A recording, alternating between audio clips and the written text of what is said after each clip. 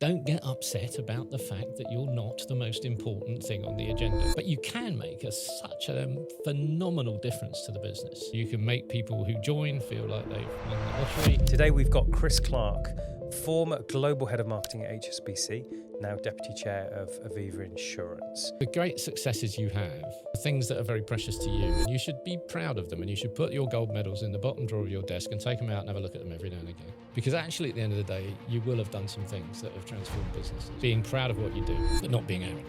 In this conversation, Chris shares why true board-level credibility for a CMO comes from understanding where marketing fits and proving its impact with hard data, not opinions. I've always believed in John Paul Getty's view of success. Get up early, work hard, strike oil. You don't get to do the third one unless you do the first two. You hire 3 good people, you fire 3 bad people, and you promote 3 great people.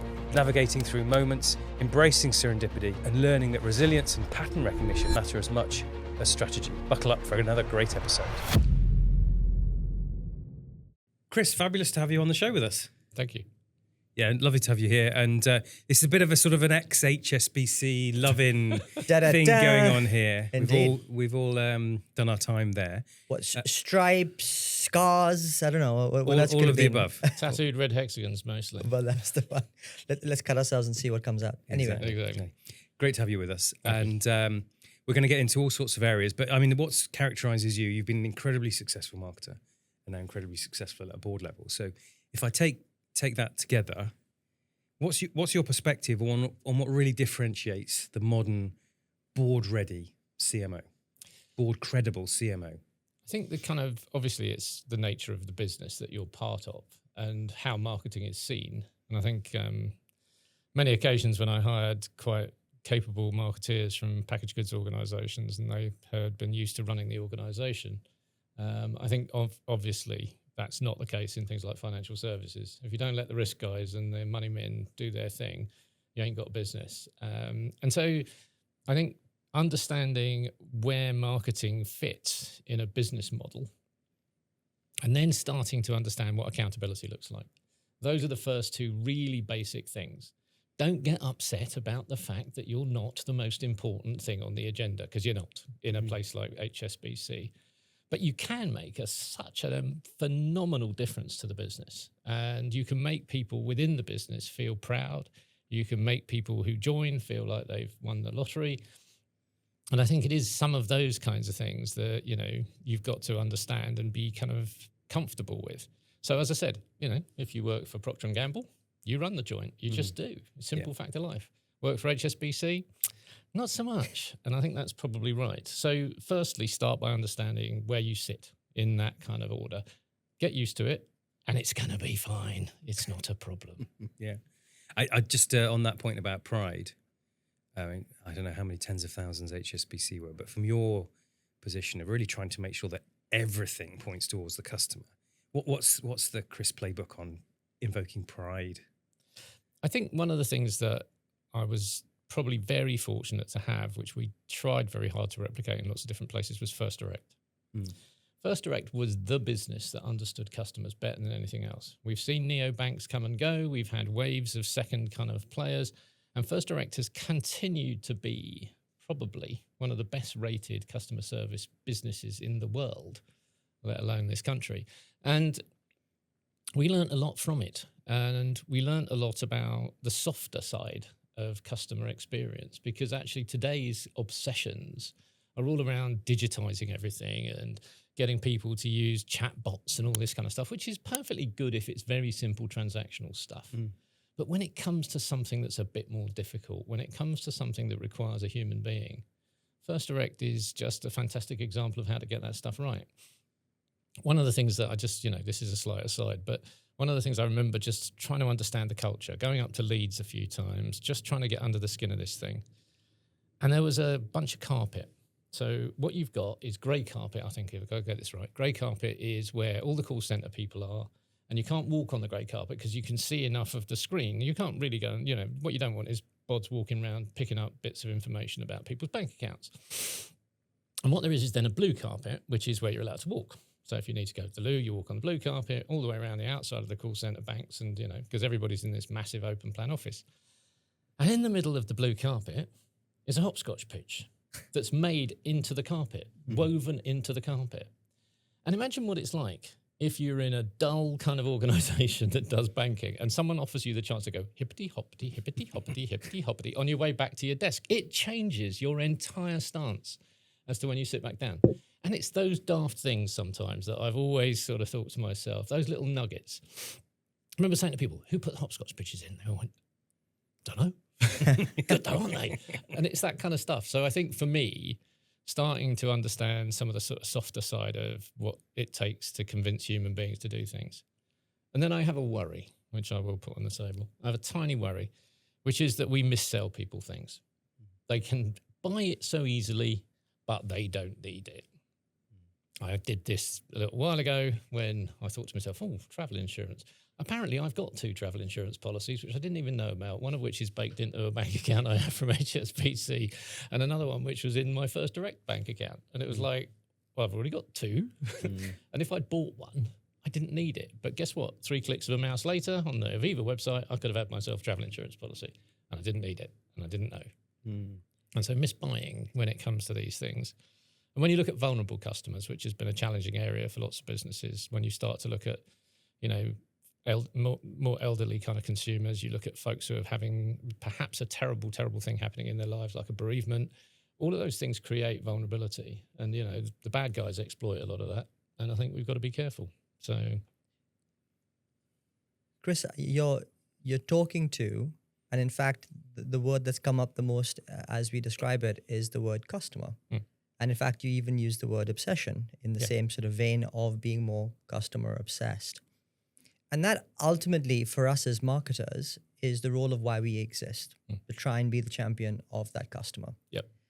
And yet it feels like when you get up and elevate yourself to board level, it doesn't feel like that it's very apparent, or indeed that that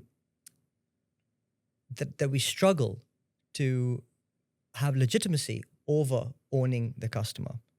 And I just wonder why. Why is the board not? You talked about it. You know, you're not the most important person in the room or on the board, but why don't we have an elevated status if we are actually the ones, you know, in the eye of the customer?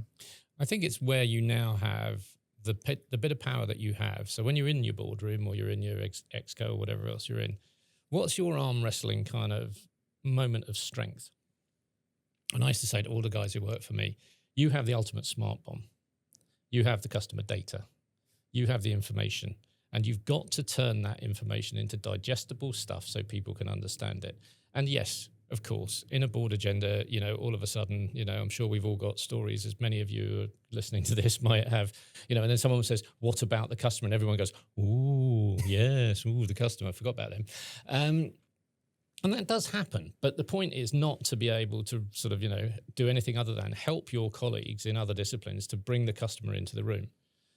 I had a kind of career limiting moment once many years ago when, you know, a quite tough bloke who worked for HSBC grabbed me in the corridor, and he was Scottish. We had quite a few tough Scottish men in the kind of company. And he turned to me and he went, Chris, I've been walking through the airports recently with my wife, and I can see some of the posters you put up. I don't think they're very good. And I was like, sorry? I think they're a bit near the monocle, a couple of them. I really don't think they're appropriate. Look, I'll tell you what. Why don't you tell me what you know rather than what you think? I'm only slightly interested in what you think. And that was it. We did not get on very well from that point onwards. Point made, though. But it was a point. And I think marketeers, please, please, please, you know, you will present work to boards. You will show kind of campaigns to people. You will have all sorts of materials you do. Make sure you have a bank of knowledge about what you know, and maybe try a different way of refuting the kind of what they think kind of moment. Don't choose my way, because it doesn't do you any good. And it took me about 2 years to get this guy's trust back, and I needed his trust because he was a very important person.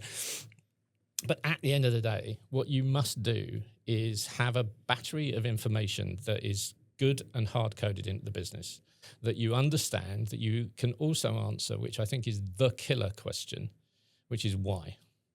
This campaign was successful. Yep. It got us this many sales leads for the corporate bank because these were the kind of places we stuck it. Yeah, but what else? What was the insight that lay at the back of all of this that really unlocked the power of that piece of marketing? What was it? What didn't you understand?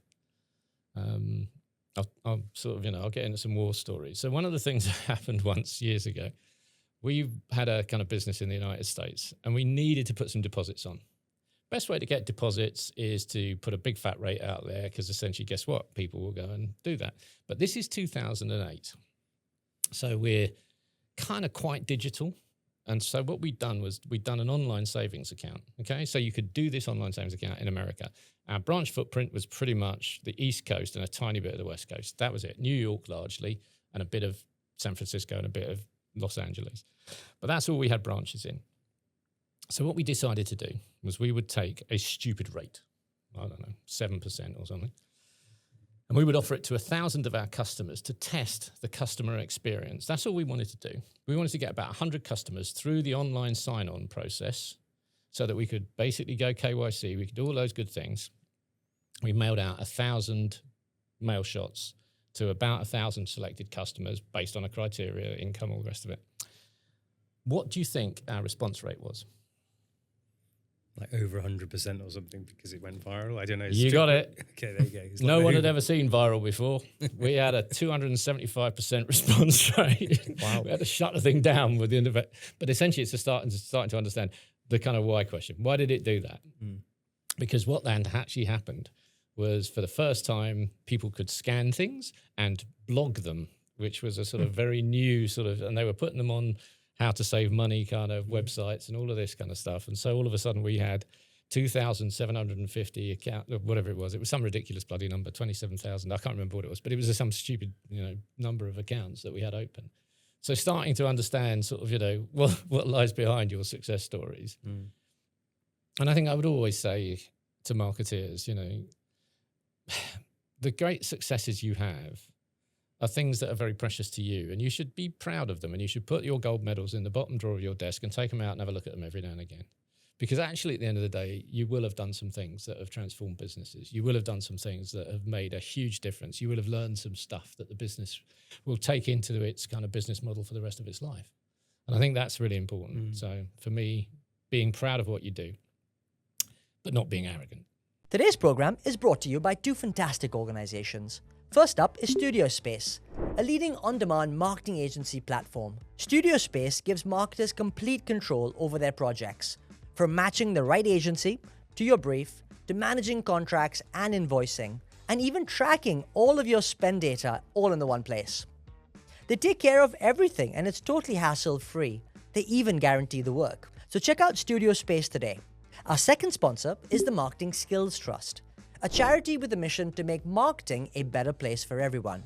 They provide grants to help create a more equitable industry and support initiatives that really do drive diversity, inclusion, and create opportunity.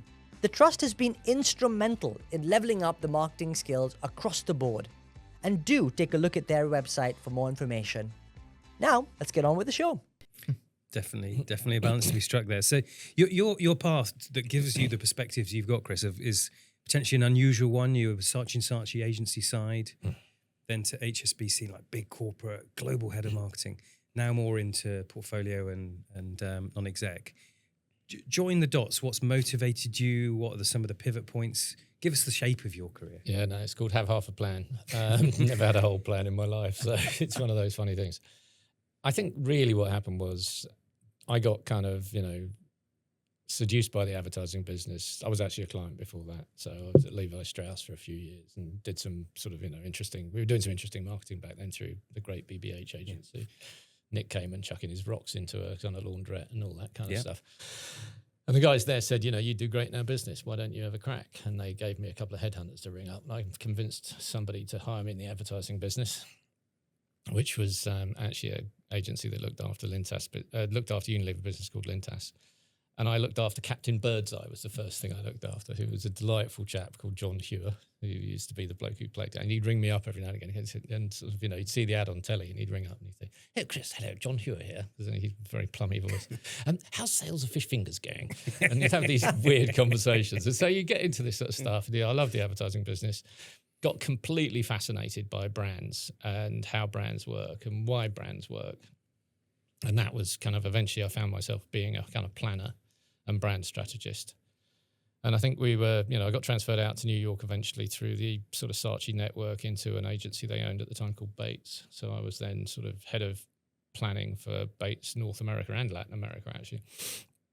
Having the most brilliant time in New York. No route back. Agencies don't do kind of secondments. It's local terms and that's it. We had 2 kids and Mrs. Clark was, I think we need to go home. And I said, oh, yeah, okay. Well, we only need to go home when we go to the suburbs. I was like, suburban America? Nah, not going to do it. So I got a phone call from a headhunter who said to me, would you like to go and run AT&T at Footcombe Building? No, I really wouldn't. I'm not Matili. I want to go home to the UK. Okay, I got this job in the UK on my hands. It's a strange job. It's HSBC. It's this kind of brand strategy kind of thing. So I put my hat in the ring and got offered the job. And it was a route home. So I took it. Wow. And off I went. And obviously, 17 years later, I sort of had a conversation with Stuart Gulliver one day who said to me, what do you want to do next? And I was like, nothing. So it was like time to call it quits. So basically said, I'd retire, which is a horrible sounding word. And it will sort of throw most of you off, I'm sure, when it finally comes around. You think to yourself, no, I can't retire. And so you shouldn't. And so basically at that point, what I'd done was developed a kind of couple of side hustles, which I hadn't done with anything other than because I was really interested in it, or in one case I was told to do it. But customer conduct became an issue for banks because of the PPI crisis, the payment protection insurance. And quite rightly, I was the man with all the customer data, so I was shoved into the sort of what was then a committee that was run by a lady who was the ex-deputy governor of the Bank of England called Rachel Lomax. And Gulliver, my boss, then said, you go and do that. You go and sit on that. You make sure the customer's present and all the rest of it. So I sat and did that. The other bit that I'd hung on to, because I'm a nerd by nature, I'm a physicist and chemist by education, and basically I still play chess competitively and I read New Scientist, so I reckon I'm a bit of a nerd still. Was digital. I'd done digital stuff, back in New York when I was in the advertising business, ended up going to a few investment banks with 2 kids with Nirvana T-shirts and baseball caps on backwards and coming out with 20 million quid, 10 million of which was spent on marketing. It was just nuts. That stuff was nuts. And so the digital world had always sat very comfortably with me. And so I get out into non-exec world, and my first approach was from Aviva, who wanted someone to be on their UK digital board, who also could do conduct. And so it was a bit of a slam dunk, really. Yep. And from there, I grew my portfolio within Aviva. I had one thing that I did, which was very passion project related, which was the Royal Marsden Hospital. Yeah. I'm not doing a sob story, but I had a brush with cancer in my 30s. I've only got one eye. And basically, for me, that felt like a really important thing to do. And then you get lots of people, if you're very lucky, who ring you up and say, come and help us with this, will you? And give us a day rate. And so, you end up with this portfolio of stuff. And I feel so lucky. I can't even tell you. But I've always believed in John Paul Getty's view of success. Get up early, work hard, strike oil. You don't get to do the third one unless you do the first 2. And I think I've put a fair bit of graft in. I think I've done the hard yards from time to time. I think I've, done reorganizations and, found myself with sort of quite, tough things and decisions to make. So, feel very lucky. Chris, you, an amazing career, gosh, incredible.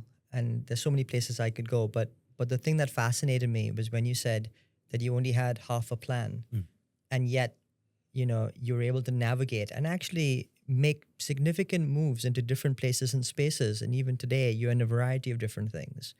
So tell us a little bit more about half the plan. What part was organized and how did you think about it? And what part was, I guess, serendipity and how things happened and evolved? I suppose one of the things I would say is looking up with a constructive ambition is important. So if you are going to say to yourself, the sort of job my boss does or the sorts of jobs even above my boss are the kind of things that I think I should be aiming at, how do you start to figure out what it takes to do those things? What is the kind of soft skills and the sort of hard skills you're going to need? And how do you generate respect and how do you generate kind of, goodwill and all of those other things along the way?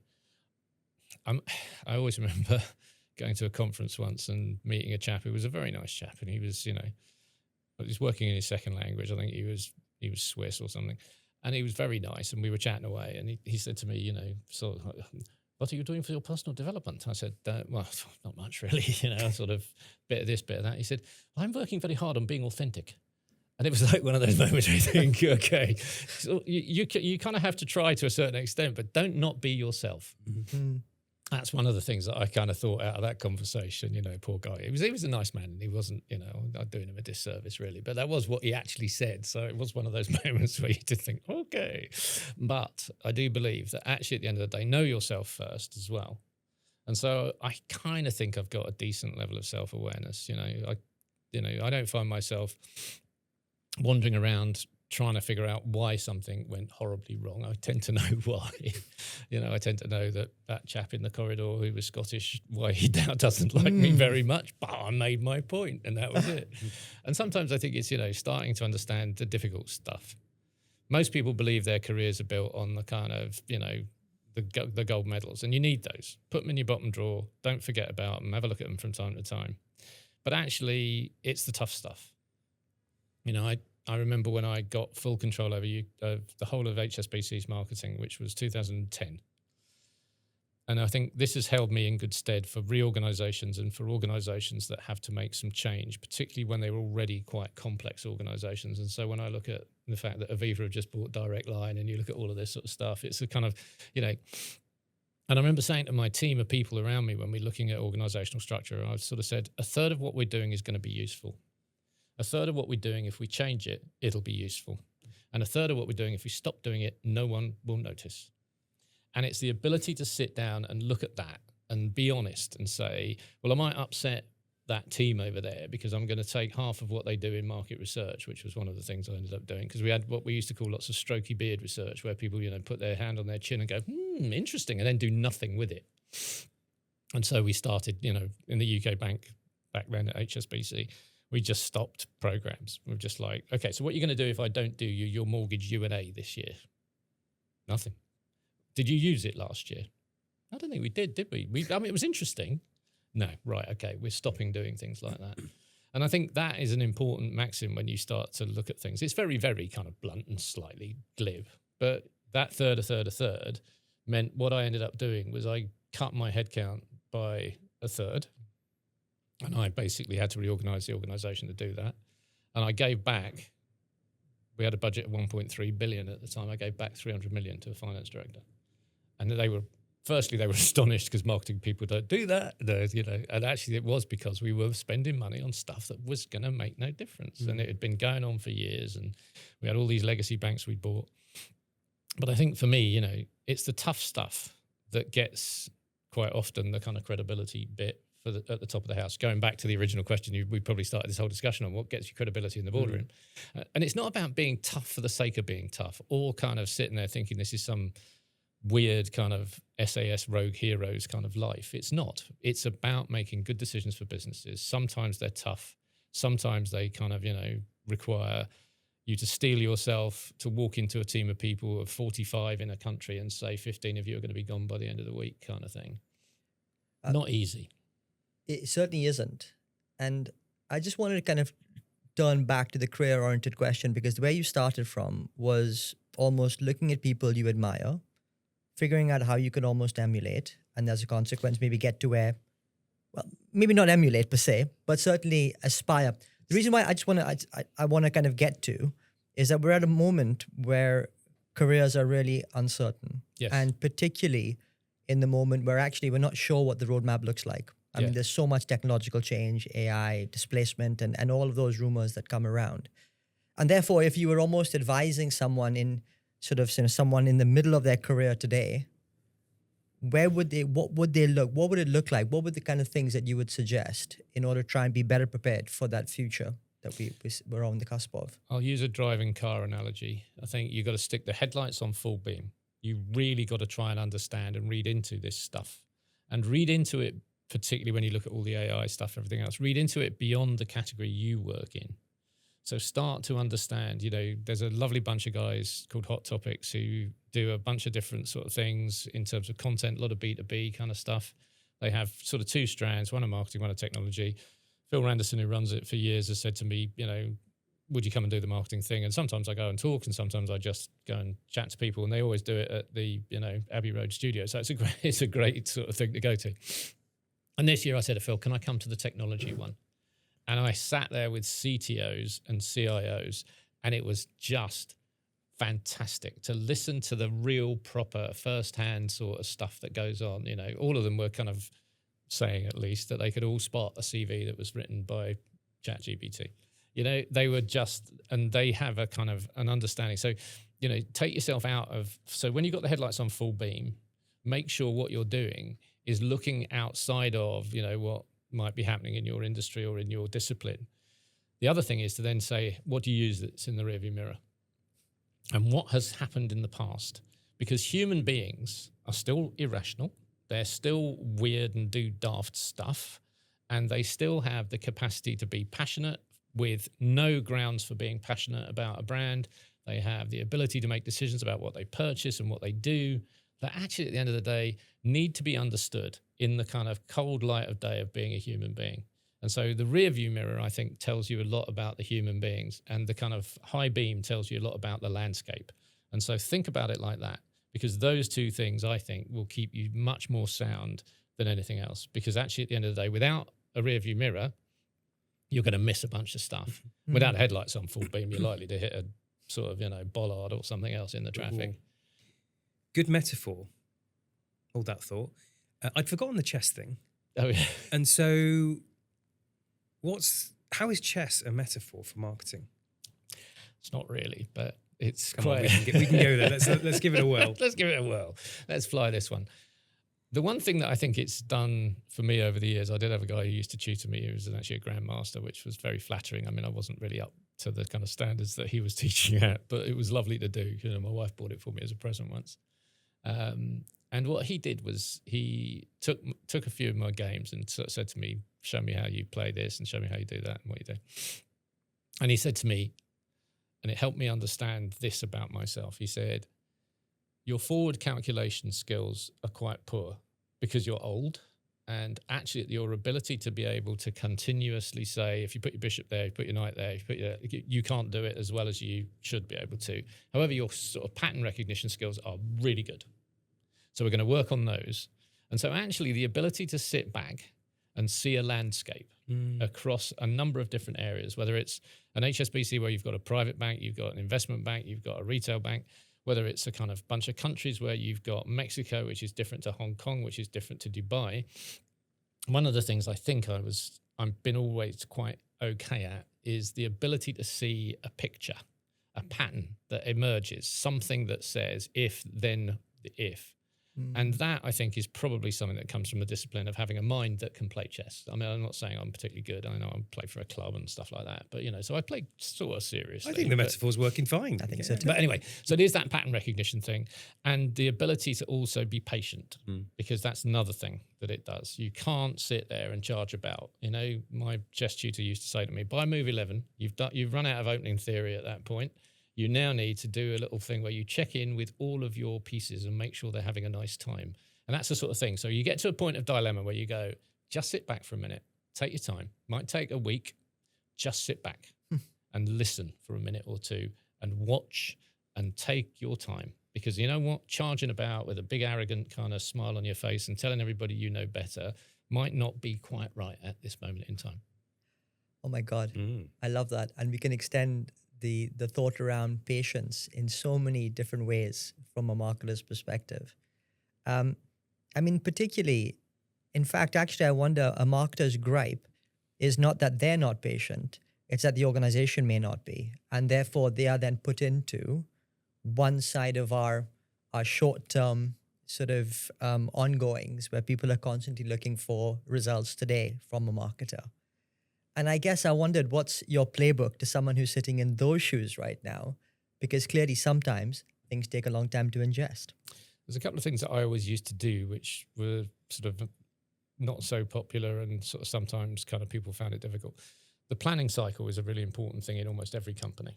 And I used to zero base our planning cycle for marketing. And everybody used to say to me, can't we just put last year plus 10%? No, you can't. You have nothing. Now tell me what you need.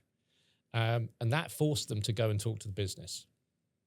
And so it is often those kinds of ways of doing things. So we would have a thing that we had every year, which I think we used to call it the adoption meeting, but basically they all had to come before me and a bunch of others and go through their plan and tell us why they wanted what they wanted. And a lot of it was stuff you knew they were going to ask for. There might be a sponsorship they were doing locally that we knew about that they were going to obviously keep going. They obviously had a line in the plan for that. Starting to understand the kind of, the environment their plan was landing in, which was, again, part of the kind of, rear view mirror of headlights on full beam.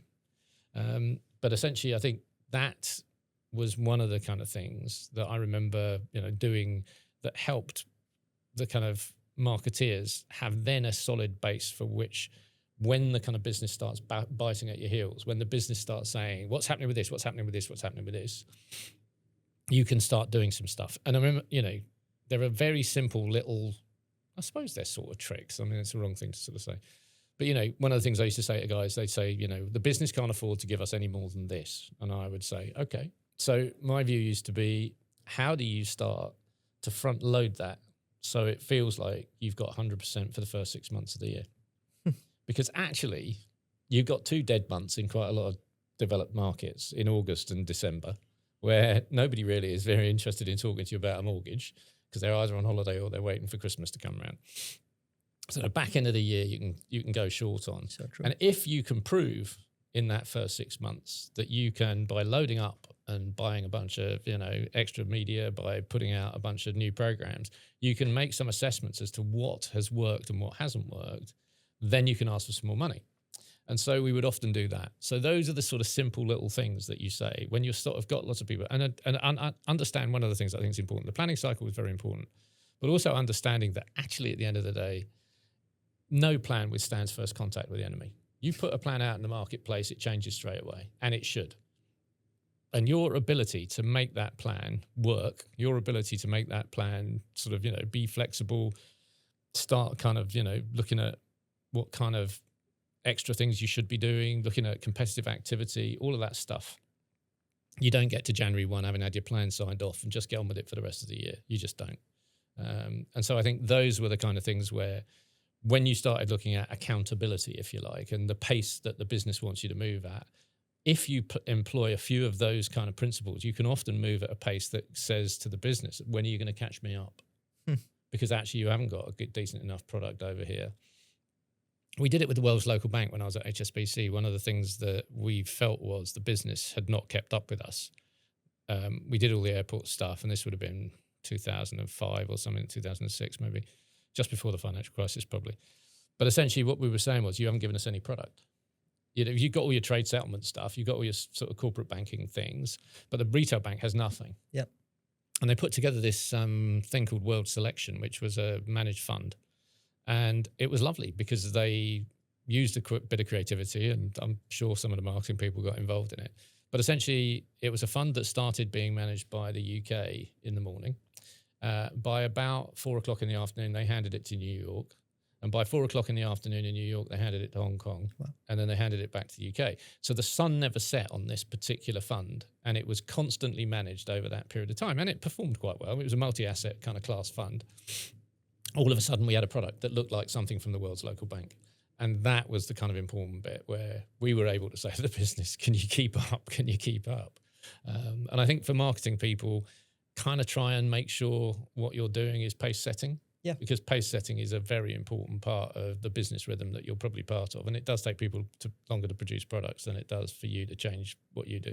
I love that notion. And particularly you described it, as you described it, you said airport advertising, and then you're talking about organizations with product. And I'm sure there's an element of experience that goes into to resonate the fact that, it's coming from the world's local bank back then. So how do you as a marketer blend in product marketing, brand marketing, I guess performance marketing, and experience? How does that all come together? I think what you've got to do is be able to, perhaps back to your question about chess earlier, it's that ability to see a kind of load of pieces on a board, because that's what you've just outlined.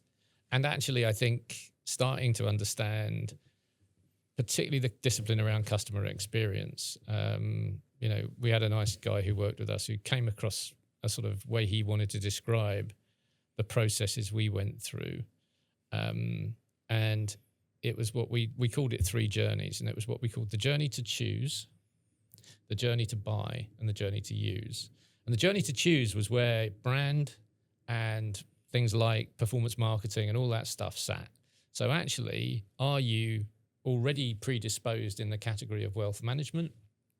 Are you already predisposed to a whole bunch of that stuff? Because if you're not, this is dealing with people's life savings, and you're not going to get anywhere. You know, if you decided that I was going to be, Bilbo Baggins Incorporated next week and start a wealth business, who's going to give me their money? They don't know who I am or what I'm about. So essentially, you start with some of that stuff that's brand, but you also have the tactics that get people into a sales funnel. So that was really where the marketing department sat.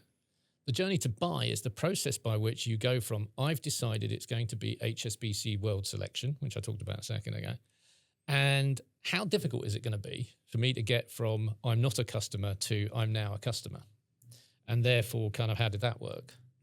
And the journey to use was, how do I put regular sums of money into this account? How do I check its performance in terms of what return I'm getting? How do I start simple things like, what do I need for my tax return? And so how do I start to then generate a customer experience of journey to use? So these 3 disciplines meant we basically ended up with marketing, sales process, and customer experience. And those 3 things were owned by different parts of the business. And it was such a simple way of looking at stuff. Really but it really was a way to just say, how do you make the journey to buy easy? And, we have lots of control functions, compliance and legal and all that kind of stuff. So we'd bring them in early and we'd sit down and say, you're here to help us in the journey to buy. That's your sweet spot over here. Come and sit with us and help us to understand what we need to do. Oh, well, you need to get 725 data fields filled out on. No, we don't. We really don't. Let's start again. Can we have this conversation? This is about making it easier for the customer, not more difficult. And you'd have to have a lot of those conversations, but it meant by the time you got to go to market, you didn't have some 11th hour compliance person coming in and going, no, can't do that. So actually, at the end of the day, that discipline of those 3 journeys made a huge difference to how we went about putting products together, how we went about working with the business, how we went about launching things. To choose, to buy, to use. Love Amazing. Really great framing. I love the framework in it. So it links to a question I was going to ask about what every CMO should put on a page each quarter for the chief exec and the board. Is that a framework you use, or what should that page be? I think that page needs to be really hard numbers. And I think if I had to have at least one of those, that I would probably say there's 3 for me, one of which is cost of acquisition, or cost of kind of serve. The cost to serve or the cost of acquisition. How is this doing in that kind of context? And that's the sort of retail banking mentality, but nonetheless, it's still important. It is about starting to understand what you're loading, what kind of cost you're loading into your process, because there'll be a bunch of costs in there that you may not necessarily feel is very fair. If the IT department have decided that you're picking up the entire cost of the sort of web servers at Amazon Web Services, you probably want to have a bit of a word. But, it's that kind of stuff. What is my costs of acquisition and service? And actually, how am I doing in those spaces? So, we would always have a customer recommendation score right the way in our scorecard, right to the top of the house. And nothing to do with me, by the way, but Aviva do the same. So Amanda Blanc and George Coolmer, the chairman, both embrace the idea of having essentially, these very clear customer metrics. They have an online experience score, which I think is a very, very powerful component part to what is then important. So actually, how do our customers find the utility of our digital tools? And there's a lady called Cheryl Toner who runs all that sort of stuff, who does a brilliant job as a chief customer officer for making sure we understand how to move that number. And one of the most important things in those numbers, and there's a multi-product holdings, I'm not telling you anything that I shouldn't do because it's all in the report and accounts, because guess what? It's in the Remco scorecard. And all of that sort of stuff. And I was very lucky enough to have an organisation, HSBC, who also did the same. I had a net promoter score type score in our scorecard, and also had brand valuation was the other thing, because brand was very important to the organisation. And so we had those sorts of numbers in our scorecard. So, I hope most marketeers know what is in the scorecard that they can influence.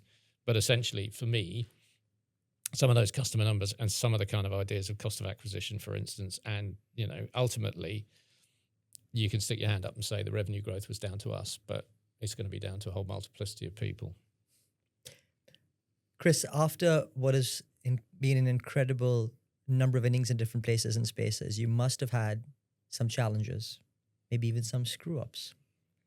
Maybe you could tell us one or two, and maybe something you've learned? Yeah, I think one of the first things that I think I found difficult in a big organisation like an HSBC is organisational change and trying to, as best you could, to be able to make change once big and let it settle. And we had to let people go, and none of us find any of that sort of stuff easy. But I think I've learned subsequently to the first one or two times I had to do that sort of stuff that actually I don't think I got it terribly right. I think it's a bit like saying, you sort of want to get a nice shot in the back of the head, really, rather than sort of winging them and letting them flap about while someone says, oh no, well, they could reapply it. And actually a lot of it was, I think, particularly in the UK, having an HR department that was like, everybody has to be now put at risk. Jeez, really? Everybody now has, and it was that sort of stuff which I found really difficult to do. I don't think I did it very well. And for those of you who are listening to this, who I did that to, I'm really, really sorry. I probably made a right old pig's ear of it. But if any of you are listening to this, I really am sorry. But at the end of the day, those kind of organisational changes, those kind of difficulties, the kind of embracing a world of, having to trust another function like HR, and they weren't doing it to be, this was the sort of, there's employment law, there's a whole load of other things you have to do. If you're going to basically reorganise something, you put everybody at risk. It's a very well-known pattern, but I didn't enjoy it, and I don't think I did it very well.